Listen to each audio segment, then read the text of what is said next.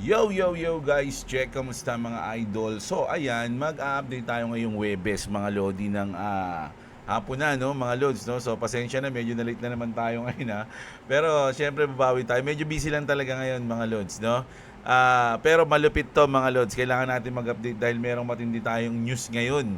Okay, so titingnan din natin kung ano na ang sitwasyon ng ating chart, kung nalubog na ba tayo sa Komunoy. Mga idol, o kapit lang, ano ba mangyayari ngayon mga lodi, no? So i-check natin yan mga lods. Pero bago ang lahat, syempre alam nyo na sana malike nyo yung video natin ngayon pa lang, no? Pagka-umpisa pa lang ng video, sana like nyo muna yung video natin kasi napakahalaga niyan mga lods sa mga content creator, yung like, subscribe and comment. Nagbo-boost yan sa ating channel. Okay, so ayan na, wala nang patumpik-tumpik mga idol, mag-news na tayo. Pero tignan muna natin yung chart natin. So kung papansinin nyo, yung ating, dito yung aking sakto yung aking nilagay na support dito. Sabi ko, ayan, dito yan yun. Nung April 30, mga idol, April 30, andyan yung sa tingin ko na support. Ayun na nga, dun siya nag-bounce. Okay, ang tindi nun mga lods, no? Sakto-sakto. So nag-bounce siya dito sa XRP to mga lods ha. So XRP natin nag-bounce. Ganun din naman yung Bitcoin. Pero si Bitcoin 0.76 yung niya yung parang recover niya ngayon, mga lodi. Si XRP naman 0.74. Yung Doge mga lodi 1.9, nag 2% na. Nag 2% na yung Doge natin. Kasi bakit yung XRP and Doge? Kasi may position tayo diyan. So ganun pa rin mga lods, no? Ito 80, no. Alam niyo ba na nag 15 to, nag 15 ba o 14? Oh, yan bumaba siya ng ganun. Tapos ito naman nag 5. Okay, pero ngayon medyo nakaka-recover tayo. So Webes ngayon mga idol, weekend is coming. Alam niyo yan, pag weekend, kung ano nangyayari sa weekend natin, medyo slowly downtrend tayo. Sana ngayong bago hanggang bukas, no, o hanggang Sabado ng umaga, maramdaman natin yung uptrend, no? Para pagdating ng weekends natin, mag slowly downtrend man tayo, hindi tayo yung lalalim na sobrang tatagos na tayo rito sa support natin, 'di ba? So ayan, so yung mga anak ko, ang malupit pa niyan mga lodi, share ko lang ulit, no. Sa GC namin, yung mga ang ganda ng position nila. Mga lods, so 'di ba bumagsak. Dalam ko sa dito nakachempo sila rito sa banda rito, pero sa Bitcoin, mga idol, sa Bitcoin sila, hindi sila dito sa XRP. Tsaka may isa pang coin Ayan, dito, dito sila banda sa 76 o 75. Ayan, nag-aabang sila diyan So, ibig sabihin, naumpog yung ating Bitcoin bandang 75.9. O kasi, eksaktong 76, mga lodi, no? Mga ganyan. O, ayan, grabe, naumpog siya dyan sa eksaktong 76. Halos hindi pala eksakto. No? So, may mga nakaposition dyan sa ating, sa ating, doon sa GC namin. Pero ako, nag-scalp lang ako dito, mga lods, no? Naglong lang ako dito ng konti, kahit nasa cellphone lang. Sa cellphone ako nag-trade, na pag PC masyado mga idol, no. So pag naghahanap nga ako ng news sa cellphone, tapos sinesend ko na lang yung link dito sa ako hinahanap. Okay, so grabe, medyo nagiging busy lang tayo ngayon, pero babawi talaga tayo. Pero ito na, mag-news na tayo mga idol, no. Ito muna, global news, no, kasi hindi na lingid sa inyo hindi alam nyo pala, no, na pumunta yung Trump team sa China, 'di ba? Kasama yung mga big CEOs o yung mga big guns ng USA. Sabi ni Trump mga lodi, nag-comment siya, China agreed not to supply weapon to Iran. I talk to them, sabi niya rito mga lods, no? Sabi naman ngayon ng China, we want to end rumors that China agreed with the US not to supply weapons to Iran. So hindi sila nagkakasundo, mga idol, no? Sinasabi ni Trump na nag-uusap daw sila na hindi na magsusupply, pero sabi naman ng China, wala kami na pag-usapan na ganun, na hindi na ako magsusupply ng weapon sa Iran. Wala kami na pag-usapan. To be clear, sabi dito, no such communication occurred. China has neither confirmed nor denied supplying weapons to Iran, no? Pero ang pinaka-point doon, hindi naman inaamin ng Iran na nagsusupply sila ng weapon. Basta ang sinasabi lang ng Iran, wala kami na pag-usapan tungkol sa pag-supply ng weapon sa Iran. Our security agreements and defense cooperation are sovereign matters for China alone. No foreign country may interfere in China's internal affairs. Trump getting humiliated every hour. So kumbaga parang uh, kinoment to ng China, parang napahiya tuloy si Trump, no? Napahiya siya na wala ka pala, puro ano ka lang kwento ka lang Para kang bida lang, hindi naman totoo yung sinasabi mo, nagbibida-bida ka lang. O parang ganun, di ba? So, ilang beses na yung ginagawa ng China, kahit nagaling si Trump doon, magko-comment si Trump ng ganito, babaray ng China. Hindi naman ganyan. Bayabas ka naman, parang ganun yung nangyayari. Nagko-comment si Trump ng parang positive na magaganda yung imahe niya. Tapos biglang babaray ng China. Di ba? Hindi lang ganyan. Pauso mo lang yun Kwento mo yan, diyan ka magaling sabi ni Xi Jinping. Okay? So, hindi yan So, ayun yung sabi dyan. Nako, ito sa Pilipinas naman to. BTC and Ethereum QR payments now live in Philippines, mga idol. Coins.ph now enables users pay merchants nationwide with BTC and Ethereum through QRPH, the Philippine National QR Payment Standard. So dito mga Lodi, sasabihin ko na medyo goods, kumbaga nag-i-evolve o kumbaga nagkakaroon ng upgrade yung Coins.ph at maganda yun para sa akin kasi sabi ko nga mga Lodi, alam niyo naman yung issue natin sa local exchange. 'Di ba? Marami nagrereklamo diyan. Kahit ultimo mga Pinoy, mga Lods, no? Marami silang bad mouth o bad talk diyan sa, hindi ko alam kung paano ba sabihin niyan. Marami silang masamang sinasabi. O 'yun, no?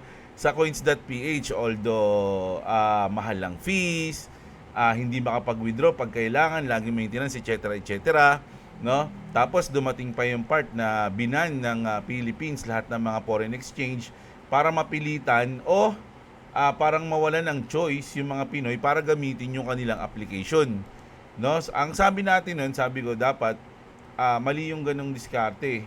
'Di ba? Mas maganda kung gagandahan nila yung kanilang serbisyo, 'di ba? Ganon, no? Hindi ko alam kung tama ako pero yun yung nasa parang magandang idea ko na imbis na iban mo yung mga competitors mo, mas magandang galingan mo na lang, 'di ba? Galingan mo, pagandahin mo yung serbisyo mo para sa iyo lumipat yung mga customers, 'di ba? So ngayon, yung mga ganitong adoption nila, mga Lodi, o yung upgrade nila, maganda to. Kasi ibig sabihin, kumbaga, astig kasi yung mga ganitong mga idol sa totoo lang. Pero, meron akong rito question. Kasi sabi ko nga sa inyo, pag sa mga ganito, hindi mo naman pambabayad mismo yung BTC tsaka yung Ethereum 'Di ba? Kumbaga, kung nyari magbabayad ka. Although maganda na may ganito kasi nandiyan niya. Ibig sabihin, pwede. Pwede mong gawin, pwedeng hindi mo gawin. Kumbaga, it's there, no? Pero ako hindi ko to gagawin na ipambabayad ko yung Bitcoin o yung Ethereum ko o yung kahit anong coins. Mas magandang stable coin ang ipambabayad mo. 'Di ba? Stable coin siya, nakapeg sa dollar, 'di ba? Ganun. Hindi yung mismong Bitcoin kasi sobrang volatile niyan, mga idol. Pero dahil nga nagawa nila yan, meron yan dito, kumbaga nag-exist yan, which is good yan for me, mga idol, kasi nagkakaroon sila ng adoption, mga idol. So good news to, mga idol. Sabi ko nga, kahit ano namang news pagdating sa adoption o innovation ng app ng local natin, maganda yon kasi syempre, 'di ba, sumasabay sila, which is good kasi yung ibang bansa rin naman may ganito 'di ba? Pero sana wag lang mga mismong coins, dapat merong stable coin. For me, dapat stable coin maganda. No, ganun yun sa akin, mga idol. Sabi dito, the Philippines keep showing up early when it comes to real crypto payment usage.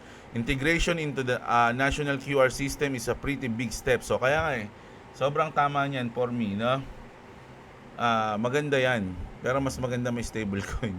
Ayun yun sa akin, comment ko yun di ba? So speaking, mga Lodi, ito sobrang tindi nito. Imagine Pax News na yan, mga idol. Big coverage just now tonight with Pax, now pushing the crypto campaign. So hindi lang Bitcoin, no? Crypto mismo, crypto campaign. So pinopromote nila yan, mga idol. Ito nga yung pinakitang mga coins dyan, no? Bitcoin, Ethereum, Tether, BNB, XRP, USDC, and Solana. So may mga nag-comment dito na dapat hindi kasama yung stablecoin kasi ano yun eh, tulad ng Tether tsaka ng USDC. So dapat wala sila dyan. Ayun yung sinabi dito. Stablecoin should not be shown. Dapat pure crypto lang, no? Kumbaga, I mean pure kasi parang yung stablecoin hindi ano siya eh. Iba siya eh. Mga hindi siya volatile eh. Diba? So ayan. So goods na goods yan kasi sa akin mga idol, kung iisipin nyo 15 years ago o 20 years ago o 13 years ago, kahit ano, basta mga ilang taong nakalipas, yung mga ganitong news parang hindi mo may imagine, no, na ipopromote mismo sa mainstream media. Dati ayaw ng bangko yan, galit sila dyan, maski yung mga mainstream media hindi nila pinopost yan, etc. Scam yan, no, sasabihin nila na scam, wag kayong mag-ano sa ganito, wag kayong sumali dyan, matatalo lang kayo, ganun, no? Pero ngayon tignan nyo naman mga idol, di ba, halos pinopromote na nila. Andun yung Ripple, Dogecoin, nandun din, pinapakita yung mga coins. So napakaganda niyan mga lods, no? At sa tingin mo ba late ka na mag-crypto ngayon? Nag-uumpisa pa lang tayo mga idol, no? So sa akin, swerte natin kasi parang andito tayo ngayon, nanonood tayo ng crypto, nag-i-invest tayo. Sabi ko nga, hindi, kumbaga yung malaking porsyento ng ipa-profit natin sa crypto para sa akin, hindi na yun para sa akin, no? Para na yun sa mga futures ng mga anak ko, ganyan, di ba? Pero syempre gusto ko rin ma-enjoy yung profit natin, kaya syempre dapat meron din tayong profit. Take profit mga idol, no? Ayan, so solid dyan kasi sobrang open na ng crypto, di ba? Tas ito yung isa sa mga magandang news natin ngayon, mga idol, no? The White House just declared war on crypto regulation, mga lodi, no? So ayan si Trump, all unnecessary regulations, yung mga unnecessary, mga idol, yung all unnecessary regulations, wala na. Not reduced, not reviewed, tapos na mga lodi, ended na yan. The same government that spent years trying to regulate crypto into oblivion just cleared the path completely. So talagang parang nag-clear sila ng roads o ng rails para sa mga bagong adoption ng sa crypto, no? Ano yun? Clarity Act natin mga lodi, maipapasa na yan. So napakaganda niyan. Zero capital gains tax proposed. Sa US mga idol, hindi pa siya batas, no? Kumbaga, pa lang siya, propose pa lang, no? Syempre pagka ganyan, pagbobotohan pa yan, parang kung paano ipasa yung mga batas, di ba? Sa Senate, tapos sa full Senate din, ganun. Tapos darating na sa lamesa ni Trump. So ngayon, nakapropose pa lang yan, pero inaasahan na yan mga lodi, kasama yan sa mga nasa goal ni Trump, mga idol, no, na magawa niya ngayon sa termino niya. At syempre lalong-lalo na yung Clarity Act natin. So Clarity Act, goods yan mga idol. Zero capital gains tax sa mga US crypto, especially, no, sa mga US crypto, solid niyan mga lodi, no, pag yan napasa. Ikaw ba naman sabi ko nga mga idol, kung ikaw big businessman ka na malupit, 'di ba? Alam nyo ba na ang mga businessman talagang napakalaking problema sa kanila ng tax, mga idol? Ang laki nang nababawas sa kinikita nila pag tinataksan sila. 'Di ba? So ngayon, magkakaroon ng batas na walang tax yung crypto sa US. O lalo na yung mga made in the USA, mga lodi, yung mga tax-free na crypto, malamang once na maipasa yung batas na yan mga lodi, ayan ang gagamitin ng mga businessman. Syempre ayaw nila mataksan sila, 'di ba? So paldo ngayon yung mga US-based crypto, ayun yung mga sa tingin ko maapektuhan diyan ng malupit mga lodi, 'di ba? Billion yan. Strategic Bitcoin Reserve confirm na to mga lods, no? Isa pa yan, si Senator Cynthia Lummis, sa mga nilalakad niya, mga idol. So goods na goods. And now, the White House eliminating every remaining regulatory barrier no? One by one, every obstacle is being removed, mga lodi. Yung mga haharang, kumbaga, mga harang, kiniklear na nila yung path, no, para sa bago nating ano ngayon, mga lodi, system, no, sa ating crypto. Okay? Sabi niya rito 20 trillion, tama ba? Million, billion, trillion. 20 trillion is waiting for a clear path. The White House just paved it. Are you position? Naka-position ba kayo, mga lodi? Tayo may position tayo kahit na sobrang liit lang 'yan. Kahit na sobrang liit lang 'yan. Imagine kung hindi na 'yan maaabot, mga lodi. Hindi na yun naaabot. Magkano kaya kikitain natin dito, mga idol, no? Kahit na, kumbaga, siyempre, umaasa lang tayo na mangyayari yun. Pero, kasi sabi ko nga, mga lodi, nag-scalping ako sa Bitcoin. Pero kasi itong position natin, Doge and XRP, no? So, inisip ko lang na napakaganda ng pwede kong i-try yung ating experiment, no, na hahayaan ko yung ano na to, yung position na to, mga lodi. Imagine na, mga lods, yung position, lalo na dito sa XRP, alam niyo kung bakit, mga idol?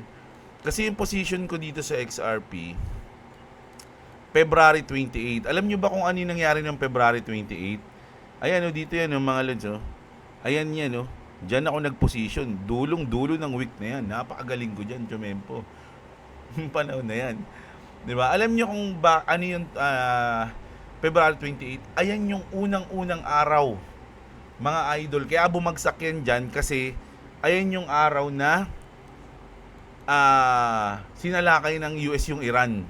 First day. Ayan yung first day, mga lodi. Na-tsempohan ko yan. February 28 yan. First day. Ayan, pang. Diba? Pero ano pa rin yan, naka-recover pa siya dyan. Muntik pa nga mabalikan niya, no? Akala ko nga ma-liquidate ako dito eh.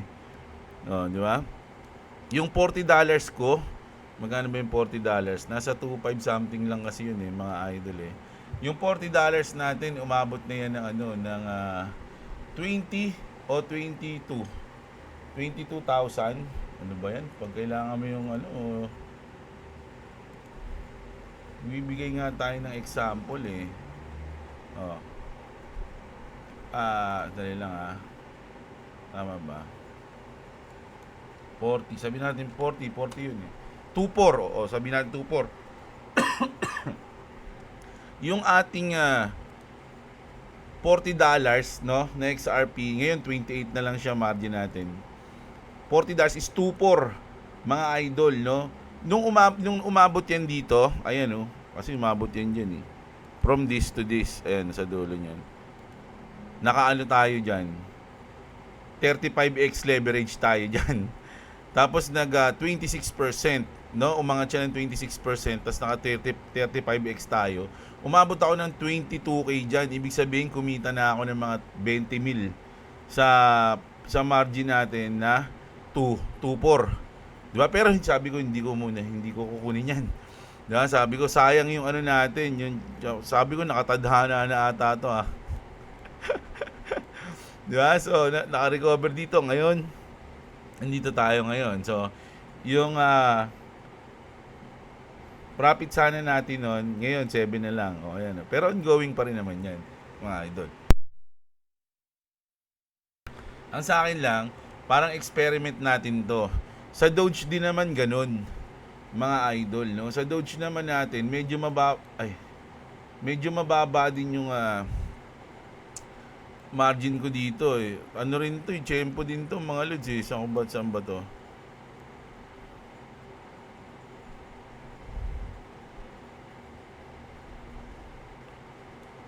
Dito ata to eh. April ko to nakuha eh, mga idol eh, April. Dito. Hindi, April. Dito nga yan. Tama, dito yan. So, April.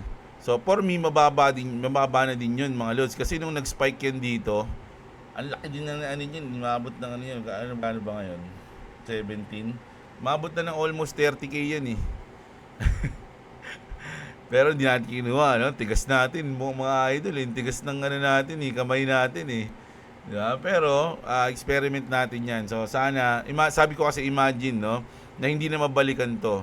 Makarecover tayo ngayong, kahit na sabihin na natin, yung, Bitcoin tuloy, yung Doge, bumalik lang siya ng bumalik lang siya ng, dito, nasa 0.15 yung presyo na nung January. Ang laki na siguro niyan, mga lodi. Baka umabot na naman ng 100k yan. Yung position natin, di ba?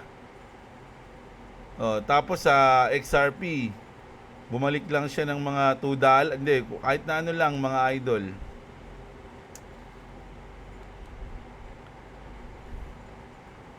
Ayun, 2.4. Ano, 2.4 lang, oh. Mabalikan niya lang to. Pero syempre, matagal pa yan, mga idol. Hindi natin ano yan. Ano lang naman yun, hopium. Imagine lang kako na hindi na mabalikan tong ating bottom. Sa tingin ko na bottom, sa tingin ko lang yun, mga idol. Ang ganda nun. 'Di ba? Marami nagsasabi, bobo mo, hindi mo pa kinuha ng mga part na yan. 'Di ba? Ang bobo mo, 30,000, hindi mo pa pinrapit. Nagabang ka na lang sana ng position uli. Ang bobo mo, ganito na, hindi mo pa kinuha. Syempre, okay lang yun. Mga loads, tanggapin ko yung mga comment nyo ngayon. Kasi syempre, although profit tayo, sayang yung na-profit na sana. No? Pero once na yan umangat, mga lodi, yung mga bobo na nagsasabi sa akin, marami na naman magko-comment niya, ang genius mo, ang lupit mo, ang tibay mo, golden hands ka. Diamond hands pala. Sorry. Diamond hands ka. Ganun, diamond na naman comment, paiba-iba kayo eh. Pero okay lang, mga lods, no? Ganun talaga ang trading, mga idol, no? Kita-kits tayo sa finals pagka ganyan. Ito na tayo, XRP, bago na naman, mga lodi. Ripple Prime integrates with market EDX, giving institutional client access to EDX spot and perpetual futures, mga lodi. Pero pag sa futures kasi, mga idol, parang walang epekto yun mismo sa XRP. Pag sa futures, no? Kasi ano yan eh, ang pagkakaiba kasi ng spot tsaka ng futures, ayan, ito, napakinggan ko ito kay Boss Robert. Ang spot, ang binibili mo talaga dun yung coin, no? So, bibili ka ng coins, tataas siya, bababa siya, doon ka babase. Pero kapag nag-futures trade ka, ang binibili mo doon, yung futures. Yung futures ng coin, kung babagsak ba siya o hindi. 'Di ba? So, wala siyang epekto mismo doon sa coins. Kasi ang binibili mo doon, ang pupustahan mo ron kung tataas siya o yung bababa siya. Parang sugal talaga yung futures eh. Perpetual futures. So, ayan. So, pero goods na din yan, mga idol. At least, 'di ba? With RLUSD plan as a future settlement and collateral asset. So, goods pa rin yan, mga idol. At eto, medyo, sa tingin ko, medyo negative na news to kasi madidelay yung ating master account sa Ripple. No? Federal Reserve may delay Ripple master account request till December. Nako, medyo matagal-tagal pa yun, no? Federal Reserve is now reportedly encouraging temporarily pause decisions on new Tier 3 master account request till the end of this 2026. Tier 3 kasi yung Ripple mga idol kung titingnan nyo dito, no?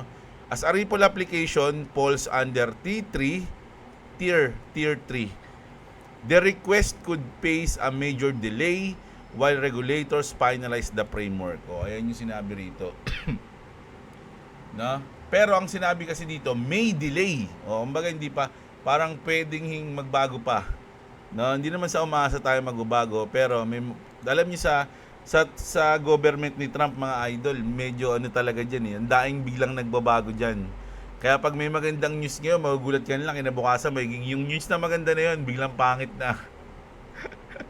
Kaya yung news na ganito, although hindi naman siya sobrang bad news kasi hindi naman siya natanggal, hindi naman siya na decline o na delay lang siya. So, hindi naman siya sobrang bad news. Ibig sabihin, malaki pa rin yung chance na mangyari yan. Na-delay nga lang. Pero doon pa rin tayo sa malay nyo, biglang magbago yung hip ng hangin, biglang unahin na sila or something, no? Diba? Laging ganun eh. Expect the unexpected pag kay Trump mga idol eh. Tas ito yung isa sa mga good news natin ngayon, no? ano na natin to para maano natin, malaman natin ng maayos. Kasi sa BRICS to mga idol Sabi rito, BRICS is going full XRP ledger. So, imagine na yung BRICS, 'di ba? Doon tatakbo sa XRP ledger. Alam niyo naman yung BRICS, 'di ba? Ano yan? Brazil, Russia, India. Ano ba 'yon? Russia, India, China. Tsaka South Africa yan mga lods So, yan. Ay tungkol sa balita na posibleng gamitin ng BRICS, no? Ibig sabihin, hindi pa siya confirm, hindi pa siya finalize kasi yung mga alam niyo naman yung mga Ripple o XRP Army, medyo ina-exaggerate talaga nila yung news no, para ma-hype kayo. Pero sa atin hindi naman natin ina-exaggerate. Kaya sabi lang natin yung totoo. Ayan posibleng gamitin, so hindi pa confirm, ng BRICS o yung Brazil, Russia, India, China, South Africa at iba pa ang XRP Ledger or XRPL or XRP Ledger para sa kanilang bagong sistema ng pambayad sa kalakalan. Kasi may balak silang i-ditch na yung dollar, ayaw na nila yun mga idol, kasi yung dollar ginagamit na weapon ni Trump para sa sanction o sa freeze. Pag hindi kasundo ni Trump yung bansa na yun, gagawin niya, isa-sanction niya o kaya ipiprease niya yung asset ng dollar. So, nawi-weaponize niya. So, ayaw yun ng BRICS, mga Lodi. So, kaya ang sabi rito, pangunahing punto ng post, isang opisyal mula sa India, eto yon si Kuya, ang nagsabi na aktibong tinitest ng mga Indian bank ang XRP Ledger. So, tinitest na nila XRP Ledger para sa mabilis na interbank at cross-border transaction o pagpapadala ng pera sa ibang bansa. Kumbaga, tinitesting na sila, nasa alpha test na, parang ganun. O beta test pala.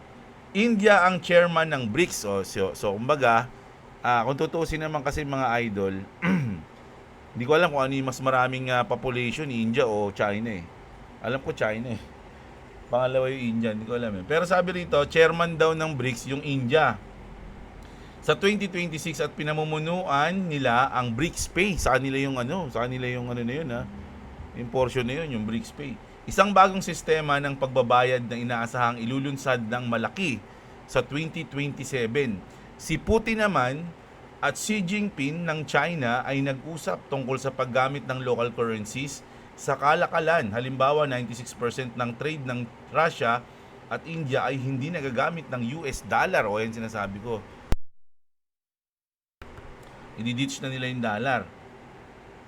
Gusto ng BRICS ng neutral blockchain system na hindi kontrolado ng kahit sino, lalo na hindi ng US at SWIFT, mga idol, no? So ayaw nila yan. Dahil nawe-weaponize, di ba? Sabi sa inyo nawe-weaponize na raw ang dollar laban sa kanila. May lumang video sa post na nagpapakita ng Indian speaker sa Fintech Festival. Sinasabi niya na nakikipagtulungan sila sa Ripple at XRP para sa CBDC platform, digital currency ng Bangko Sentral, at tumutulong sila sa maliliit na bansa. Ano ang buod nito? Ang post ay nagpapahiwatig na ang XRP Ledger ay maaaring maging bahagi ng bagong global financial system ng BRICS. Okay? Para sa mabilis, mura at hindi kontrolado na iisang bansa na pag-transfer ng pera at kalakalan, lalo na ng oil commodities. Ito raw ay bahagi ng Great Financial Reset. Kaya tayo dyan. No? I-reset na mga idol. Maaaring XRP enthusiast ang excited dito. Ayan nga, na-excite, na-hype yung mga XRP Army. All the money, sabi rito. Pero may ilan ding nagsasabi na overstated o hype lang ang ilan sa claims. Ito ay karaniwang topic sa crypto community tungkol sa pagbabago ng world finance laban sa dominance ng US dollar. So ayan mga idol, no. So sa ngayon, rumor pa lang to kasi wala pang confirm, pero nakita niyo naman na nagte-test na sila. Ginagamit na nila yung XRP Ledger. No, pero syempre sa tingin ko matagal na to, hindi ito bago So ibig sabihin dito pa lang ng taon na to tinitest na nila yan. So ano na ang resulta nila ngayon? 'Di ba? Kung nakapag-decide na ba sila o something na nagagamit na ba nila ngayon? 'Di ba? So, ayun yun mga idol, no? Sabi nga nila, kung rumor to, mas maganda kasi nga sabi nila, by the rumor, sell the news. So, saan kayo? Mga idol, no? So, grabe.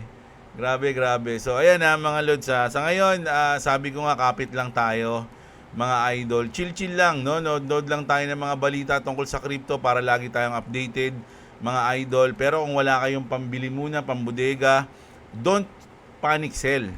No? Kumbaga, so yung iba kasi nagpa-panic sell eh.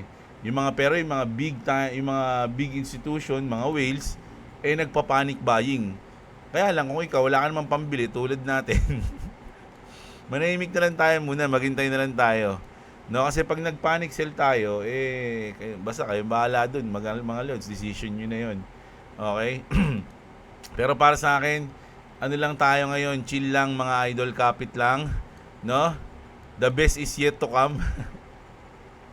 Mga idol, no? So ayan, kita-kits tayo sa susunod na video mga idol ha. Hindi ko alam kung baka mamaya gumawa ko ng news natin, yung brief news natin mga idol, no? Tungkol sa mga trending news. No, so ayan, pero kita-kits, subscribe kayo mga idol para lagi kayo nanonotify ng mga bagong labas natin na video mga lods. So ayan, kita-kits tayo sa susunod na video. Magandang araw sa inyo mga kapatid at what's up mga idol, no? Sana enjoy niyo yung video.